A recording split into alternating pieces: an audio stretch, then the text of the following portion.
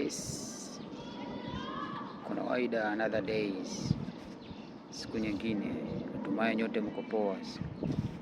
Leo tuzungumze changamoto nini maisha. Kwa sababu ni swali gumu sana ambao watu wengi wanachukulia maisha ni mafanikio. No. Kwa mtazamo wa kisayansi na mtazamo wa kimaadili na mtazamo wa kihisia na kidunia na kuingia in deep katika hisia za watu na katika mtazamo wa maisha uliotuzunguka. Yaani maisha ni furaha, uzima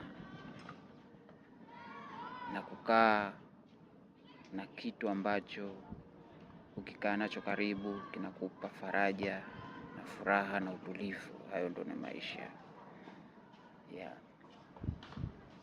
Maisha yamegawanyika sehemu nyingi tofauti. Kuzungumzia maisha, kitu cha mwanzo nazungumzia kwanza ni uhai, ni uzima, ni afya njema. Ushafahamu? Na vile vile ni kitu ambacho kinakupa faraja. Kitu chochote kile ambacho unachokifanya kikakupa hisia za upendo, utulivu na furaha, na ukaridhika nafsi yako bila tafrani zote, bila changamoto zozote. Hayo ndo ni maisha. Na katika maisha kuna kitu viwili mpaka vitatu ambazo kinasababisha hiyo maisha uyaone matamu au machungu. Kwanza, afya, furaha, utulivu. Ushafahamu? Alafu katika hiyo maisha vile vile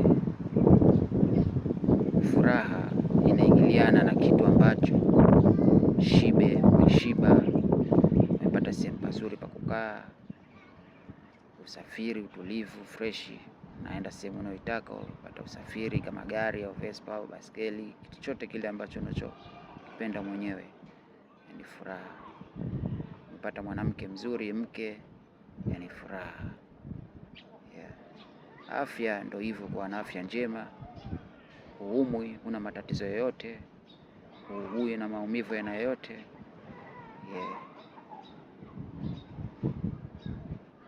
Tukija utulivu ndo kama hivyo, inaingiliana na vyakula na kila kitu na mambo yote. Kwa hiyo usikubali katika mizunguko yako ya maisha ukikosa hicho kitu.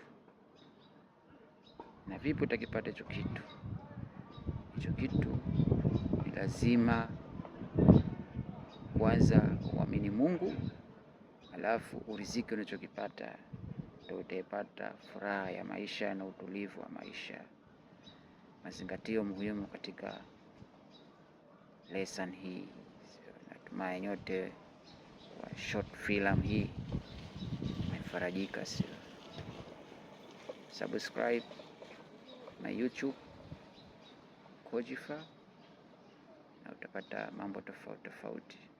Au Instagram you can follow me, au TikTok you can follow me.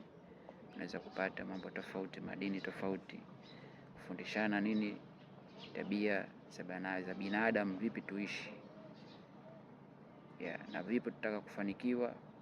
Kuna misingi yake ambayo ukitaka kufanikiwa lazima uyafanye hivi au vile ili ufanikishe. Vinginevyo utasikia tu hadithi. Kwa hiyo tafakari, zingatia ni wasema. Mungu ni mmoja wetu sote. Bless.